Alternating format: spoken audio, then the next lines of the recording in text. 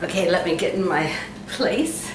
Okay, today, last time I talked about what I feel, like feelings of why I'm doing the videos, but now I'm going to talk more about feelings, but I'm going to talk about what, the things we went through and how we felt about the different things and how each of us reacted to what the circumstances that we were in. So, okay, just to briefly, once again, so that anybody who is tuning in for the first time won't feel lost. Okay, in 1997, God had my husband and myself give away everything that we owned and just follow him. And we had 4 little kids. And we went, you can catch up if you want to see in detail, you can look back, but and God led us through a bunch of circumstances and him speaking to us, finally to New Mexico, to the Native Americans and the Spanish people there.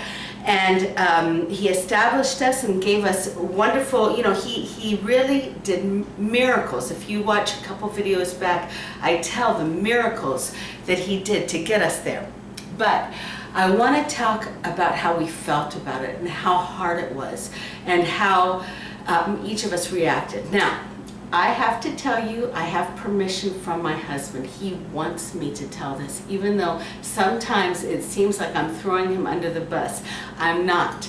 I am, just because he's come out on the other side. He is the best man of God I know. He has overcome so much. And right now we are both completely on the same page. But it wasn't always like that. Because when I came to God, I had nothing, and I totally came, just anything you want, God, I'll do. I was free, right? My husband, when he came to the Lord at the same time, just 2 months after me, even though I didn't know him, he came kind of with his own expectations and his own agendas. And you see, what we've learned is that it is a hard walk. When you immediately do things God's way, life is easy. But when you don't, life can be very difficult. And but the thing is, in a way, my husband, because of what you see, it says in the Bible that anything that we overcome, we gain authority in that area. But for me, my reactions were gifts in a way. I just happened to be gifted in, I guess, just okay, whatever you want, God, I'll do it. But you see, because it was a harder road for my husband, because of that, every little thing that he has overcome through the years, he has gained great authority in those areas. And now it's like he has the authority to explain to people how he overcame and stuff. So right now, I have to say, I am married to the most wonderful man in the world, but I am going to throw him under the bus in these videos. Okay, so what happened was, as I said, my husband came with his expectations. So he had these expectations. Okay, we've given away everything, so immediately, God, give us back what we are. It says in the Bible, you can't outgive God, and it's true, but he just does things in a different way than what we think he's going to do. So it's like I had a joy throughout all, even though I talked in my last thing about experiencing the darkness. For me, in a way, my darkness came from my husband's responses, not from what the circumstances. It was so hard to see him going through what he did. But he, for example, okay, we had God provided everything that we needed.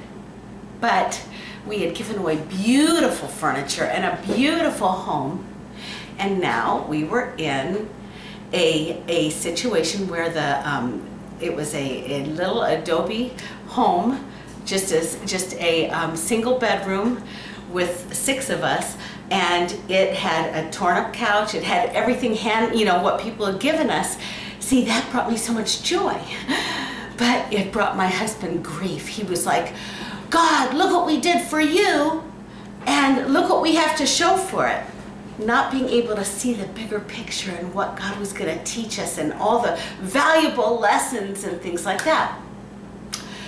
So it was a hard road, but I want to tell you, through this time, I'm going to give you an example I already told this story back in the second video I ever did, actually, but I'm just going to briefly tell the story again for those who haven't seen it, just to show the reactions, okay? Okay, poor Jose was very, very distraught about everything, but it's like I just knew, I had an expectancy, I knew deep in my heart, because it was a gift that God had given me to know this, that He was going to take care of us, and I was excited. See, I like the life of adventure. I didn't care if we didn't have anything. I wanted to see His hand coming down and doing something for us. So He did something extremely supernatural.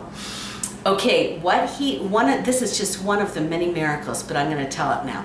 What He did was, one day I woke up and all we had in the cupboard was some flour, some oil, and a little bit of leftover soup, powdered soup, tomato soup. That was it, just a little bit. And so, but it's like when I saw these ingredients, I was reminded of stories in the Bible, and I just had this expectancy, this joy rose up in me, and I knew, it's like God downloaded to me, or somehow I knew that if I made something with these 3 ingredients, that God, for breakfast, that God was going to provide lunch. So I made really bad tasting tomato pancakes with no salt, no sugar, nothing, but it was something to put in their stomachs, and I gave it to Jose and the 4 kids. And we had some leftovers, and so there were 2 little dogs that kind of, ever since we had moved in, they were from the old person that lived there, but they kind of hung out. They were free to roam wherever they wanted, but they hung out. They were medium-sized dogs. Well, small to medium. And anyway, so I thought, let me just take the rest of this out to give to them, right? And when I opened up the door to give the dogs the pancakes in front of our house on the dirt, there was, because we were dirt poor, there was no grass, right? On the dirt, there was a bunch of unopened cans of food with dog saliva all over them.